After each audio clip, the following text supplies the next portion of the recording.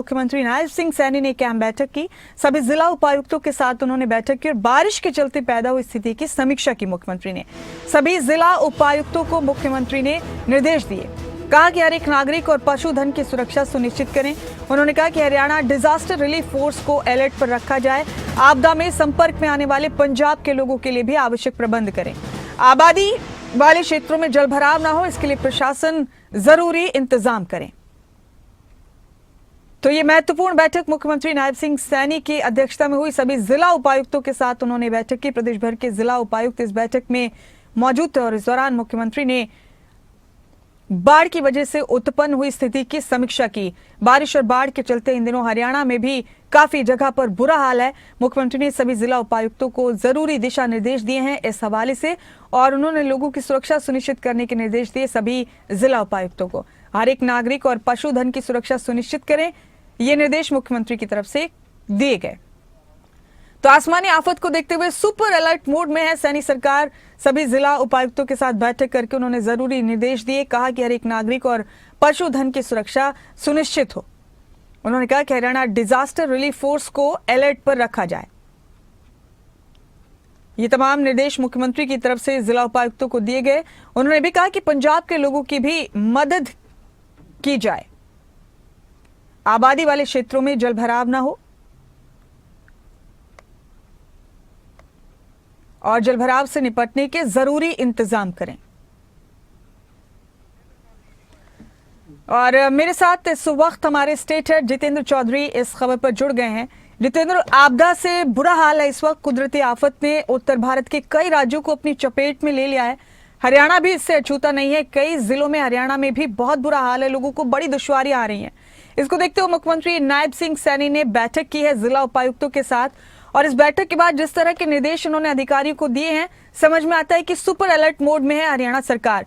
किस तरह के निर्देश दिए गए जितेंद्र मुख्यमंत्री की तरफ से जिला उपायुक्तों को? क्या एहतियात बरतने के लिए कहा गया है? आप तफसील से बताइए हमारे दर्शकों को।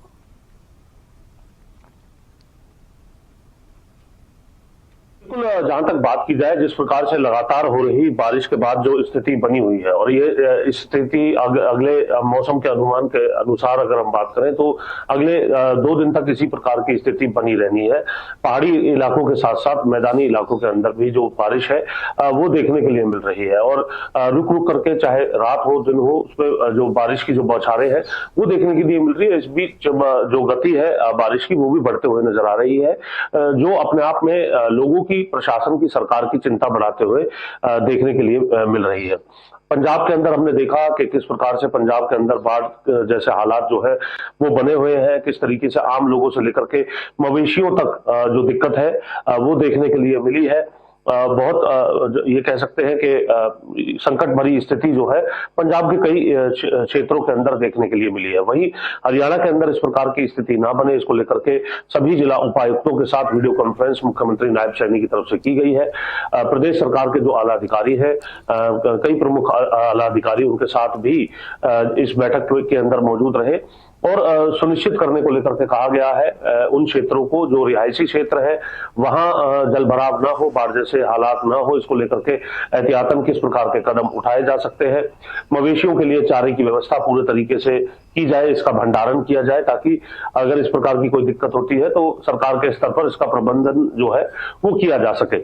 इसी के साथ साथ पंजाब से भी जो लोग हैं, जो इस प्रकार के लोग हैं जिनको बाढ़ की वजह से अगर वो हरियाणा क्षेत्र के अंदर आते हैं तो उनको लेकर के भी व्यवस्था करने का आदेश जो है जिला उपायुक्तों को मुख्यमंत्री नायब सैनी की तरफ से दिए गए हैं, कि इस प्रकार की संकट भरी स्थिति में अगर पड़ोसी राज्य पंजाब से भी कुछ लोग हरियाणा की तरफ आते हैं तो उनके लिए भी जो रहने खाने की जो व्यवस्था है उसको किस प्रकार से किया जाना है, इसे भी सुनिश्चित करने की बात मुख्यमंत्री नायब सैनी की तरफ से की गई है।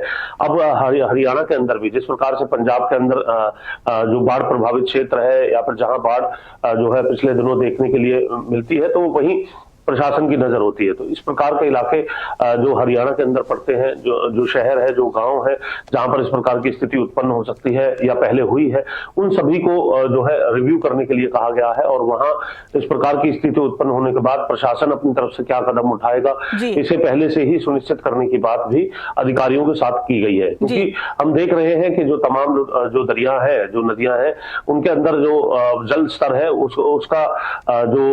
उसकी जो गति है वो तेज होती नजर आई और वो जल स्तर जो है काफी हद तक बढ़ता हुआ नजर आया। तो ऐसी स्थिति में कई जगह जो है इसका प्रभाव देखने के लिए मिल सकता है। हमने घग्गर नदी का भी कल हाल दिखाया था कि किस तरीके से कौतूहल उसके अंदर मचा हुआ था और जो आगे आने वाले क्षेत्र हैं उनमें किस प्रकार से वो प्रभाव डाल सकती है।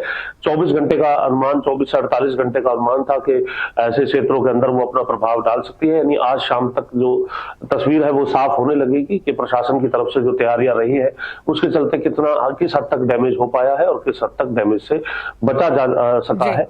ये तमाम तस्वीरें भी आज शाम तक पूरे तरीके से स्पष्ट होती हुई नजर आने लगेंगी। जितेंद्र, आपका बेहद शुक्रिया मेरे साथ इस खबर पर बने रहने के लिए और ये तमाम जानकारी, ये तमाम अपडेट हमारे दर्शकों